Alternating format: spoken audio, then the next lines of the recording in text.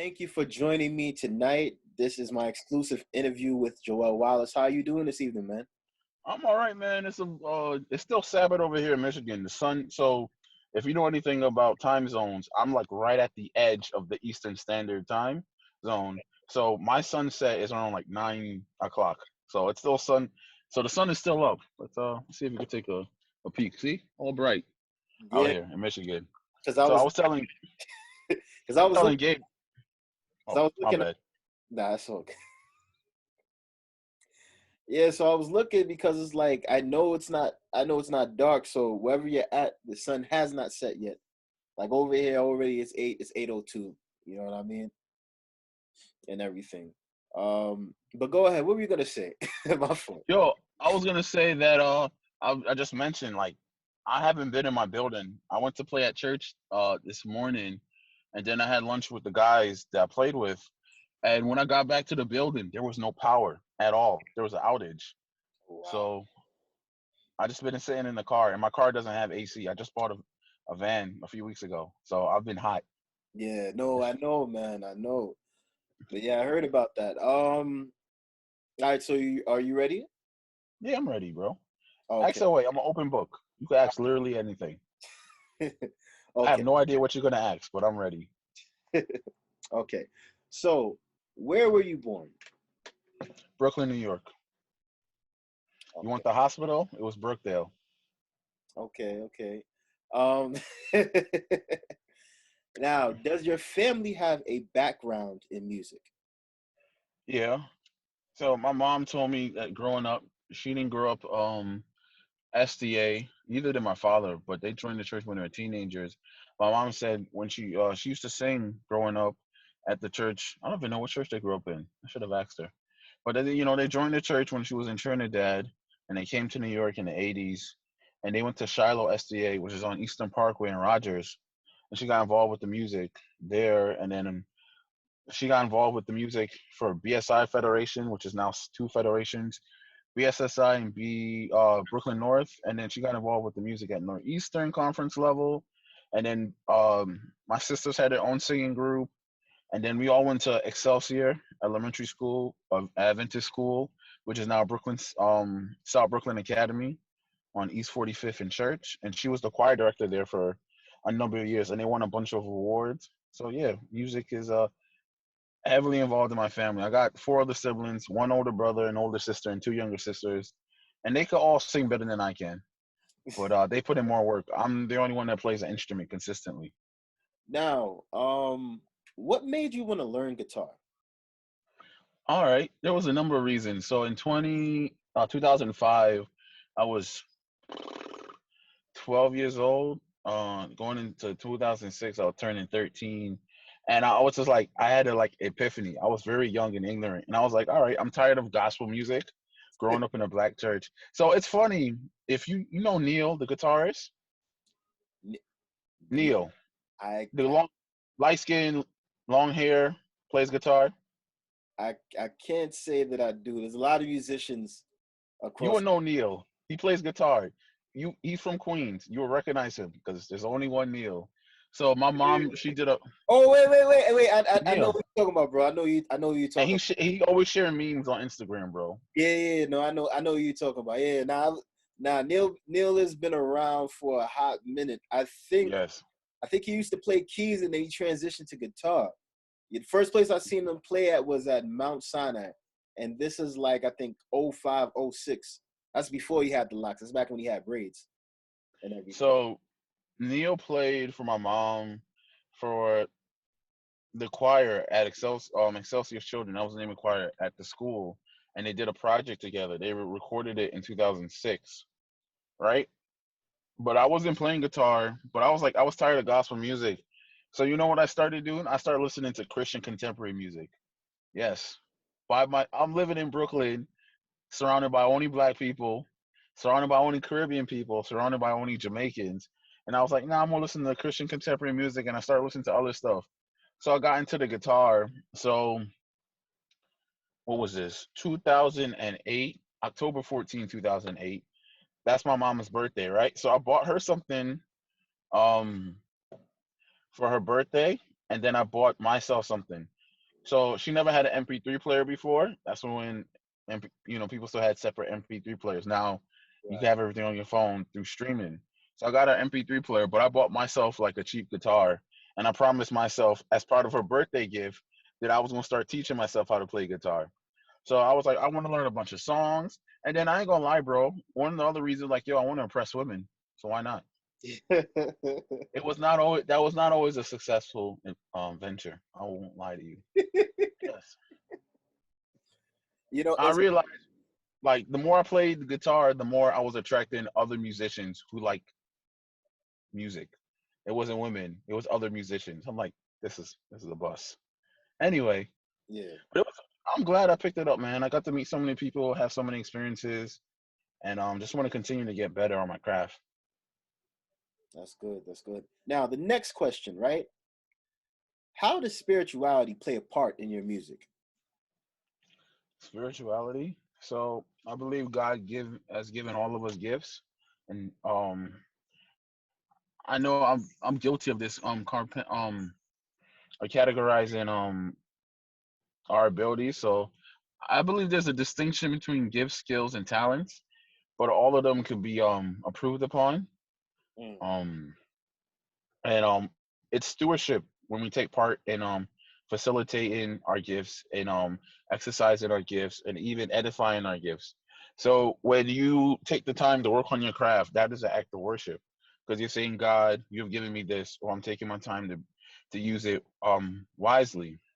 Well, I know for a fact, musicians sometimes get a bad stereotype where they'll use their gifts for nefarious reasons. Like I mentioned, and even you mentioned from your old professor about using it to impress women. And yeah, sometimes we have to be mindful about like, yo, the gifts that we have are not our own, and that we're just stewards. We're just, and quote unquote, we are just managing this gift. Not to say that um God is going to abruptly just take it out of our hands, but we should be cautious about how and why we use certain gifts. So yeah, I think that as well. Um, this is not only is working on your craft and act of worship, but you could use it to worship overall. So like, yeah, when you're playing at a church or you're playing by yourself, or a couple of times you see me play with what was it Carlos group in the park or something. right, Like you could use music music is not worship, but music can facilitate worship. Worship is a state of mind where you understand who God's worth is. That's the word worship comes from. It's like old English, worship. So we're acknowledging who God is, and music is just the medium, and one medium. It's not the only one. We often think it is, but it's a facilitator. It's basically like a container. It's like we are offering to God this. We're stating who He is by offering Him the use of our gifts. So, and in that sense, um, you could say all music is spiritual because you're inclined. Because if this is a gift from God, what spirits are we conjuring up when we play music? So that mm, doesn't mean we should throw away, go delete everything off your Spotify or Apple Music. But I think there should be mindful about the things you listen to, the things you play, the things you share. But yeah, I think God can speak through both secular and religious artists. I think God is much bigger than we give him credit for, and he can speak through different genres and different artists and different songs. Like you don't know what song from Kurt Franklin or Hillsong or Lecrae or the Gaithers could reach somebody. If God could use any one of those people to reach someone for him, then I don't have a place to be like, you shouldn't listen to this or you should only listen to this. right. I don't feel like I'm in a position to say that, but I could say you should use discretion when making those choices. So yeah, there's a lot of spirituality with music. And I think sometimes we get very jaded because music and the music expression is very related to culture, and we as human beings are social, and social constructs as related to culture, we are very attached to them. So if you say that someone's attacking my musical taste or music or my selection, they're attacking my culture, then they're attacking me. And what's that saying? So I have to be defensive. So you could see arguments about, for decades about what is appropriate music in church and the Right. spiritual implications and yada, yada, yada. But we go down this rabbit hole and how we make idols out of the things that we're supposed to use to help us worship. We are worshiping ourselves. So lots of things we could talk about spirituality and music. So I hope that gives some clarity, bro. Yeah, no, that you made a very interesting point. There's one thing that stuck out to me. Um, Music is very important in the way in which we send messages to people, right? If the Mm. type of music that we're doing is not edifying the church, then what type of spirits are we bringing into the church? You know what I mean? And so that's something that we have to be very mindful of. One of the things that I've realized is that gospel artists will take their chance or opportunity to work with a secular artist to reach a more global scale. Now, earlier in his career, when Kirk Franklin did this, it caused quite an uproar, but it wasn't anything vulgar. He was doing gospel music, it was with a hip hop twist, and he still kept along the lines of Christ. You know, nowadays things are a little bit different. He did a song with some hip hop artists for the Space Jam soundtrack. I think the gentleman's name was Little Baby, and I thought that was a wonderful track. There were times in the past where he did questionable tracks with other artists that I just felt weren't edifying to the soul in any way possible. Who was the biggest supporter in the early stages of your career? My mom. That's a fact. Yeah, And man. did she give you like any words of wisdom as you started your musical journey? Just keep going. Just, I could be honest, man. There's been so many hiccups. Like I'm very hard on myself. I could tell you a story. When I came to Andrews in 2010, I was 17 years old, and my major was computer science. But I wanted to get heavily involved with the music on campus. And I remember I got so discouraged and disappointed. Like I didn't practice for the next 2 years, not months, not weeks, but years. I was so hard on myself, and I think uh, a large part of this is that I attach performance to my own self worth. So if I wasn't performing well enough, or to the standard that I ascribe to myself, or to attain the standard that I ascribe for myself, I was very critical and judgmental to myself. It's like I can't like I rationalize and like I don't want to be judgmental to anybody else, so let me be hard on myself, and Mm. that's not a really good space to be in. And it took me a very long time to feel comfortable playing guitar. So there's been a lot of hiccups, but I've made progress. Like I have a whole degree in music now. Believe it. Oh my. But just keep going. Like God has opened up a lot of doors. I've got to meet a lot of great people. But she's encouraged me along the way. She even tells me, she's like, you better make money off of that degree. So, so Now, do you plan to release an album anytime soon? I know you released a single um, about a month and a half ago, but do you have any plans to release an album anytime soon? that was the goal. I wanted to release something at the end of the year. I need to start working on it. I just finished my last class for the summer. I got 3 weeks off. I could. I need to. I got a couple of months left. I need to sit down, evaluate, and be like, yo, what am I doing for the rest of the year? Because I got songs, bro. I got I got songs for the church, and I got so my mom. She's been very supportive. Like I got song. I wrote praise and worship songs, but I also wrote songs like, how do I frame this? So yeah, man, we all get inspiration from different sources. So like, if I'm feeling a chick, bro, I'll go write a song about her, bro. I kid you not, bro. I have songs about different girls, man, and I'll be like, yo, they're bangers, but I'm just sitting on them. So I got songs for Sabbath morning and Saturday night. I see, I see. And my mom never had an issue with it. That's the only person that I seek approval from. If she's cool with it, everyone else's opinion does not matter. I'm like, Exactly. I'm gonna do it. Exactly. So She rock with it. But I need to put that stuff out, man. I've been sitting on all these gold mines on my laptop, on my phone. The world needs to hear them, and I'm like, nah, it has to be perfect. But I need to just keep working on my skill and network with the right people, and just keep working on it. Because the more I work at it, the better I become at it. And I need to get rid of the old mindset that has to be perfect. It has to be this way. I have to wait when God has already given me the gifts and the time and the resources and the people to help me. Because Right. too often we sit on a lot of things and God is like, yo, man, you already got it. Just do it. And I'm going to help you along the way. Exactly. So it's a fact.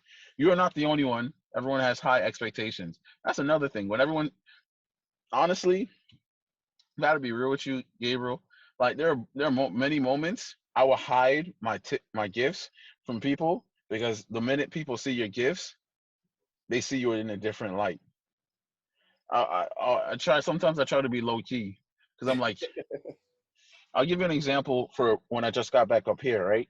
So I knew for a fact when I came back to Andrews, like if I people knew that I could play music, they'll ask me to play for everything. Right. So I try to keep that on the low low. Like I'll try to like nobody know what I could do. Like I said it to somebody and they laughed at me, and it gives me context. Not to say that it's a one-on-one parallel, but there is some similarities. I felt like a very attractive girl, young lady, walking in a very public space surrounded by a lot of men, and it was very uncomfortable because everybody could see you and everybody wants you, but do they really value you for who you are, not for what they could get out of it? Exactly. Exactly. And And I then you already know about how certain Adventists feel about paying musicians. That's a whole nother discussion right. As a matter on of its fact, own. me and Dude talked about that in the last interview that I had like some months ago. We actually discussed that, but it's what you just said is very important. A lot of times when a musician comes in, people like the way that he or she plays, but they're not willing to value them in the way in which they're supposed to be valued. Whether it's monetary funds or spiritually, I don't ever see anybody saying like, any church member would be like, "Hey, listen, let me pray for you and your family, or see what's going on with you."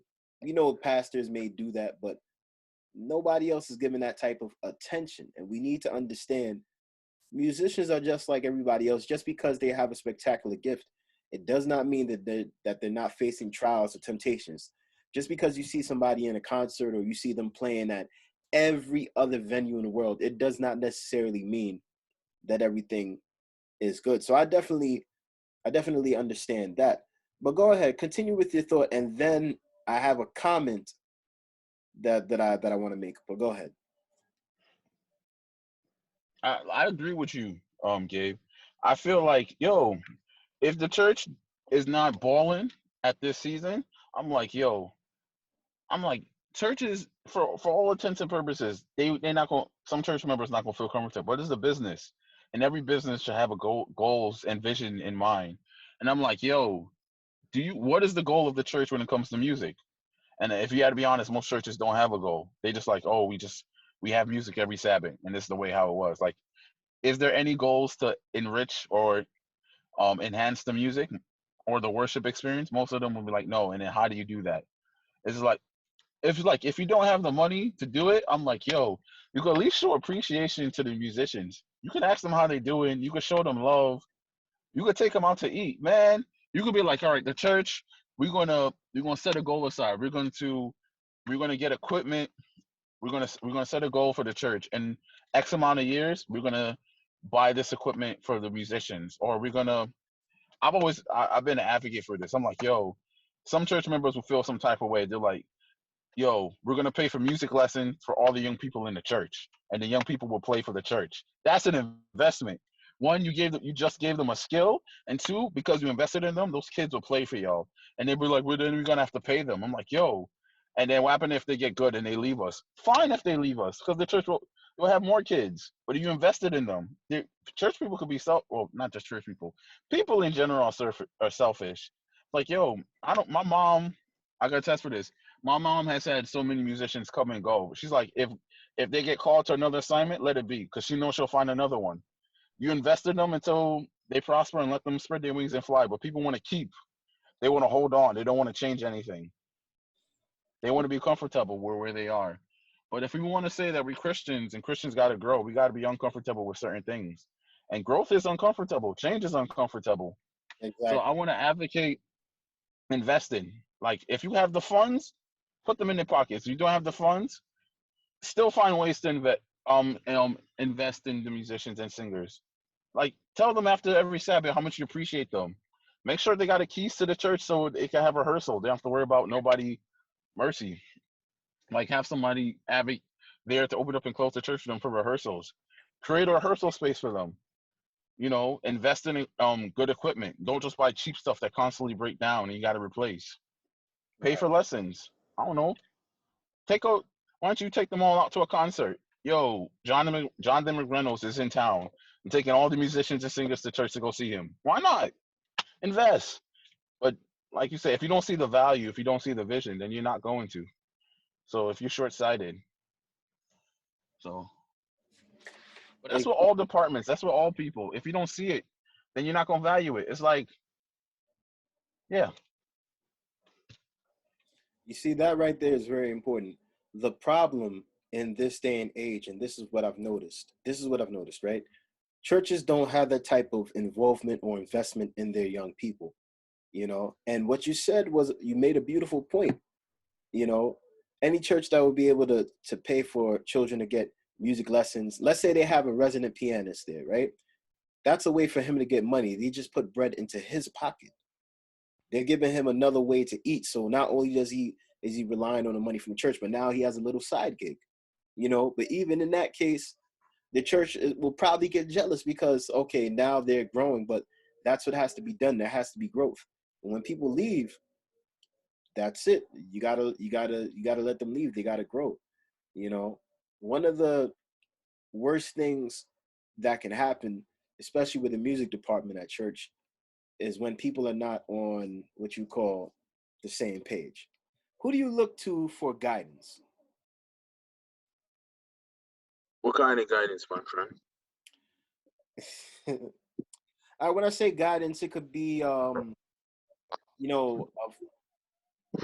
do I put it? I mean, just anybody like guidance in the form of, I guess, wisdom. Do you have friends that encourage you to be at your best? Like, who do you who's the person that you would say is a compass in your life? That way.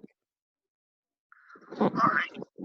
So there's a number of older people that I've looked up to during this journey we call life. On Yo, are you big into anime? Not really, but um, I've enjoyed it over the years. You know what I mean? I've seen certain shows here and there.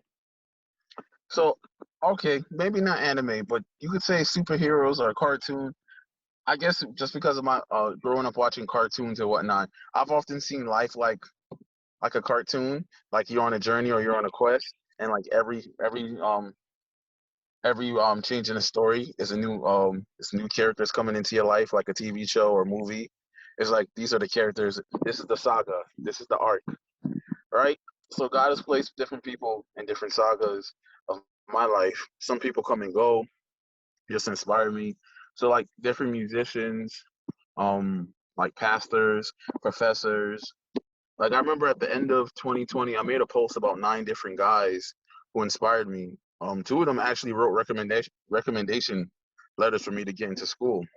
Mm. One of them was Pastor Wesley, Philip Wesley. He was the pastor at New Dimension, my home church in Brooklyn for a couple of years. His dad also died last year.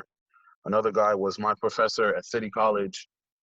His name is Jenkins. Chadwick Jenkins, and he's a musicologist. He has his doctorate in that, and I really enjoyed his pop music history class. He teaches 3 of them: pop history 1, that's from the 19th century until the 1950s; pop history 2, which is the 1960s until today; and then we had case studies where we did more analytical research in music. I feel like you would enjoy classes like that on the real, like sitting down with pop music history.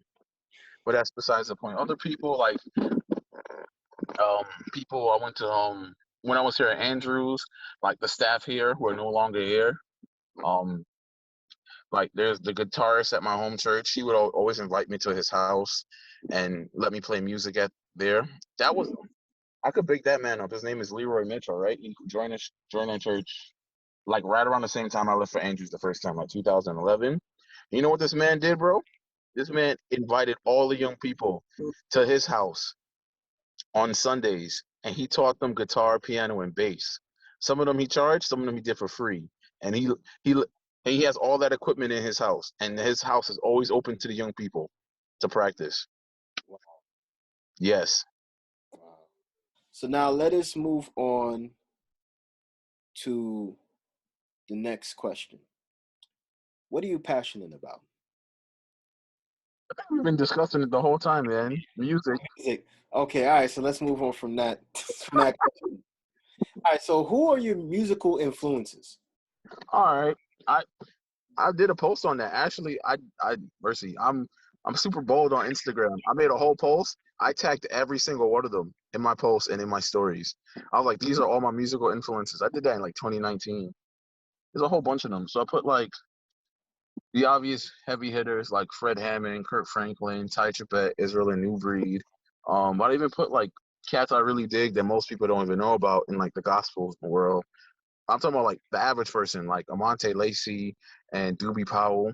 I put some secular cats like John Mayer and Stevie Wonder, and then I put some other cats from like when I was really heavy into the CCM world, like the lead singer from Switchfoot, the lead singer from Neural Sun, the lead singer from King's Kaleidoscope, the lead singer from Gunger, um, yeah, even Jacob Collier. Mercy, that guy's a fool. Yeah, man, I like, I'm very eclectic. You know, I'm not saying my music is good or great, but I enjoy the music I like, and I'm always willing to study more music. If that makes any sense. Okay. Now, how did you develop your musical style? That comes with a lot of listening. Um, it's still ever progressing, but just when you listen to music over and over, you pick up on things. So I'll give you, for example, right? You've heard the comparisons between Michael Jordan and Kobe Bryant. Yes, all the time. All the time. Like I remember a couple years back, I saw a clip where someone like spliced like certain moves that Kobe's done that was like on par that were just they were 1-on-1 parallel with Michael Jordan. And I think for many people, many creative people, we get in the habit like we have to create something original. Like originality is our reference for originality is often skewed. So the Bible says there's nothing new under the sun, right? And we think about that in terms of spiritual things, like, oh, like you mention a spiritual issue, and we're like, oh, someone posting thirst traps on Instagram. It's just like someone acting a certain way back then, like, oh, nothing's new under the sun. But that's a negative connotation. I'm also going to look at it as a positive connotation in the sense that as creatives, we always have influences. Like you don't create within a vacuum. No one ever does. Like whatever you have been access to, or the environment around you has impacted you, so that whatever you consume, the Bible even says that whatever you put inside will come out, right? So if you only mercy, like there are certain vegetables, if you eat them enough, your urine will look a certain color, right? Like that's one extreme, but the same thing is true musically. So if you're only absorbing one artist, then you're eventually going to sound like this one artist. So a good idea is to listen to multiple artists or multiple genres, so that when you're creating your sound, you're creating something unique, not because you yourself are unique, which is true in of itself. But don't be original for original sake, because those same people that you're listening to were influenced by somebody else. They didn't create in a vacuum. But I think sometimes we think like, oh, if I'm going to be original, I can't sound like nobody else. Like in order to sound like nobody else, you need to have a whole bunch of different influences, because you got to study. If you like any craft that you want to take part in, you like this is legit the reason why we go to school, because you have to learn from the masters. Like in the past, apprenticeship, like if you wanted to study carpentry, you had to go sit under somebody's foot, so somebody's tutelage for Too. years. There we go. I see you. I see you. Hey, you had to sit under somebody's feet until you got it.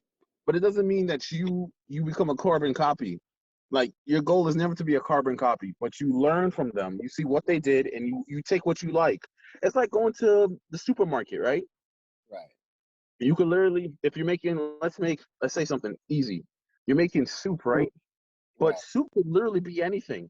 So instead of using just going, when you go look for spices, you could just use one spice, or you could use a variety of spices. And like, you're not limited when you creating to just sound or to make something within that's your limited dimensions. Like for example, you can determine how much your sound can change from song to song, from project to project. But the very same people that you look up to also look up to other people. That's so for myself, if I have a favorite artist, I want to find out who their favorite artists are. If I'm going to read a book, I want to find out who that person reads. If I'm going to watch a TV show, I want to find out what they watch because they didn't create in a vacuum. Right. Because their influences tell you a lot about who they are and what they value, and then what their passions were. You can only go back so far. It's like a family tree. But essentially, you're joining someone's musical family tree when you're like, I'm a cousin of this artist because like I'm connected to this person. So the goal is never to be a carbon copy. If you only study one person and you sound just like them, then yeah, true. But if you study multiple artists, and you're like, I like the way they play their drums on their music. I like the way how they arrange their chords. I like the way how they structure their lyrics. I like the way they do this. I like how they arrange their vocals. And then you mix it all together and you create a sound. So you are unique, but you don't want to be original for original's sake because you yourself have influences. Like when you first pick up an instrument and you try something, you're literally copying from somebody else that you saw. You're we're always in a sense of emulating. Like we teach kids that when they're children. Like emulating someone isn't a um a bad thing. And they say imitation is the highest form of flattery. But you want to get to the point where you are not your influences, but your influences help you grow. Right. Now, let's move on to the next question. What is your concentration in school?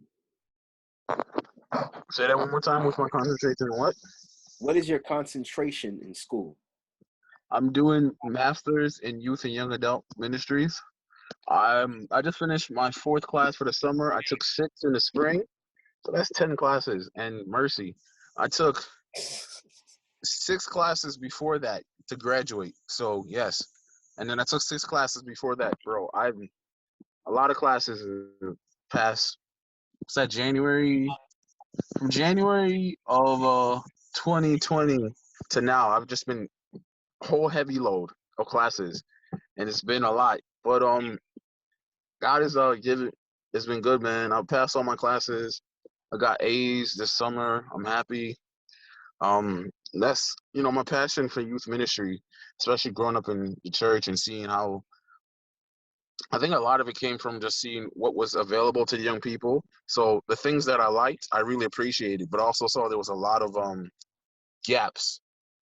And I remember funny story. So in 2018, I got my license. I was 25 years old.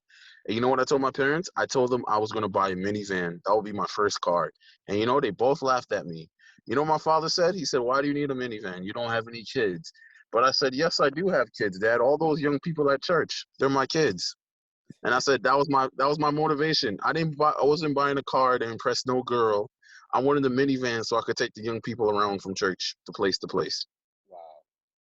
And I got the van 3 years later. I'm not in New York, but I kept my word to myself. What do you say to those who are shy about their talents? Mercy. I can understand why certain people could be bashful. I'm just gonna let you know, Gabe. My phone is dying. I've been in this car, and I don't think my building got power yet. So let's be. If this I ends don't, up being the last question that you're able to answer, it's all right. I had yeah. two. This is I the don't think the building got power back yet. I'm still outside, but I'm letting you know the phone is dying. And and when it comes to bashfulness, I remember reading that public speaking is like one of the biggest fears in the United States. So it's not uncommon. I find it interesting how millennials and then even Gen Z are so comfortable sharing on social media. Well, you could see the same thing about like how certain people like I know the categorizing of people by ages is also it's not the most ideal thing, but the generalizations you could pick up from it could give you some context. So for example, like how on Facebook it's primarily filled with people from like boomers and Gen X and like these people it's the same principle, well, it's the same reason because social media gives them like an extra barrier. People are more comfortable sharing what they usually they would keep to themselves. But if you ask them to talk about those same things in person, most of those people will probably back away from it. And I think it comes from of a lack um of I don't want to say self-worth, but sometimes we can't see ourselves in that position because it's so frightening to speak up and to be taken seriously about something that we're saying and then to be validated and not be judged by our positions and how we present it. Like it's very daunting. Like we don't think about it. You know, they pastors feel frightened when they about to go preach every probably Sabbath. probably a lot. Yeah. Don't know it. Yeah, we don't know it. So I think that fear is valid. Like it is scary to go up in front of like just imagine. I think most guys could attest to this, man. Like trying to talk to a woman that you're attracted to, bro. It could be very scary. You're like, dang, this chick is bad, bro. What am I gonna say? And then you actually go talk to her. You're like, bro, what am I gonna say? I get nervous. It's like, you've heard the saying, women like confidence. I think people in general like confidence.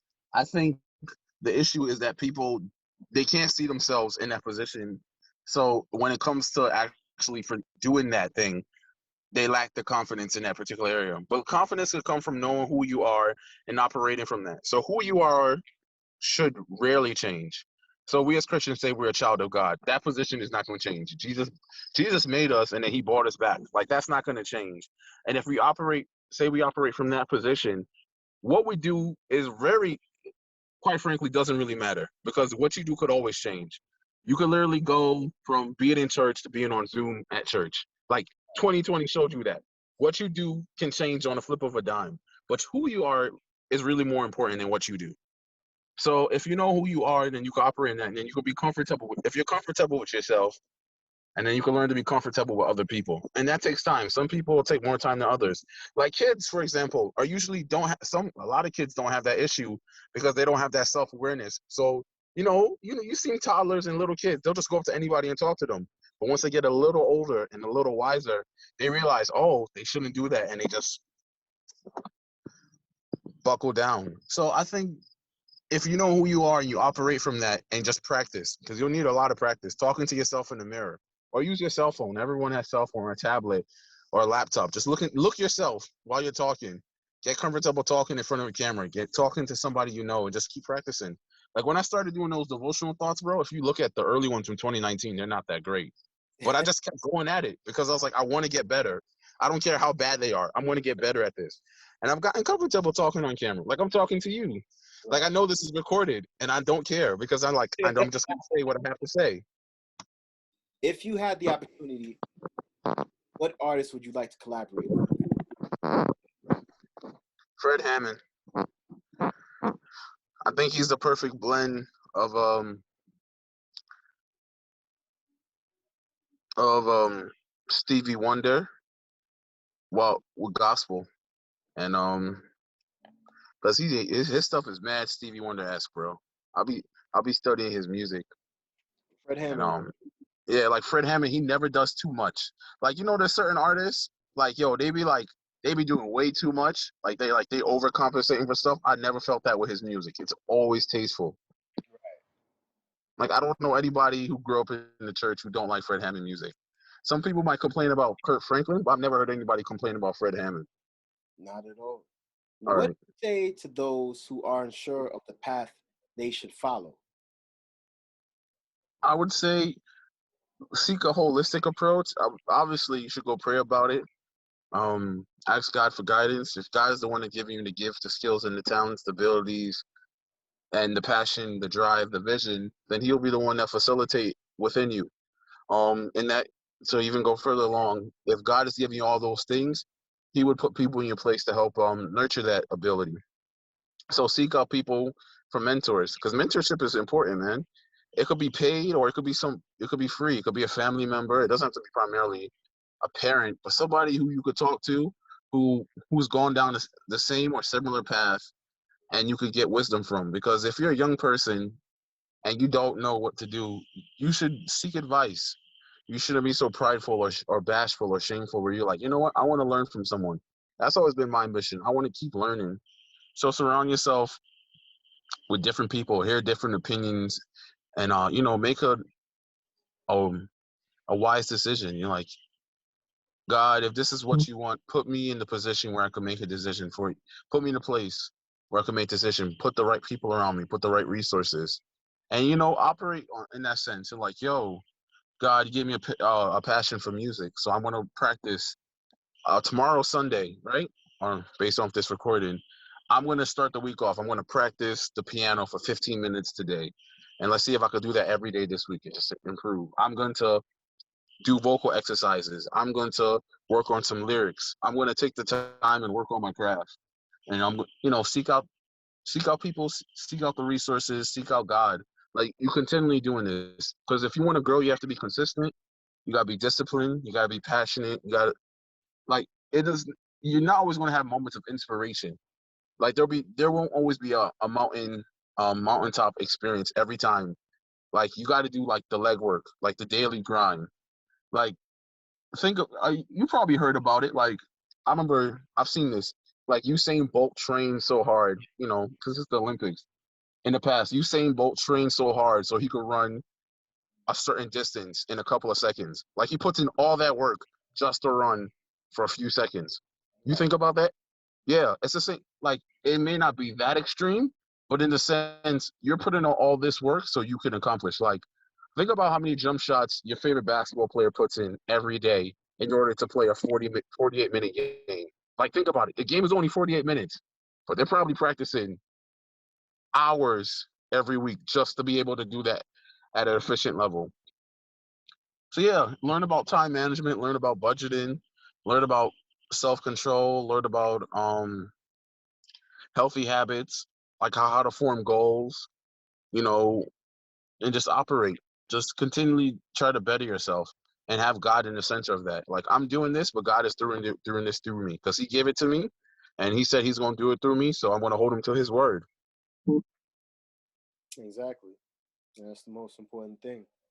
Well, ladies and gentlemen, sad to say, but we have come to the end of this interview with the incomparable Joel Wallace. Make sure that you look out for him. One thing that I want to say before I go, I found a track online that you did from 2015. With my sister. Yeah, man. It's beautiful the way in which it was composed and everything, and you know what I mean? It's a really nice track, man. I don't know if a lot of people know about that one. No, they don't. I should promote that more, man. I did that and I just let it just go to the wayside. Yeah, no, you could really make some serious bread off of that because it's beautifully written, you know. And with any talent that we have, we should be able to make something off it, in terms of monetary. I agree. Yeah. Well, But thank you for inviting me, bro. This is fun. We got to collaborate on this side because you came to my house last year on my side. So exactly. this is all good. We got to continue this. I'm excited.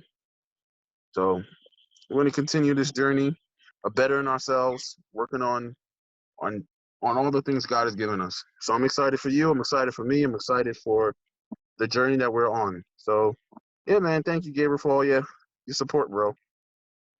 No problem, man.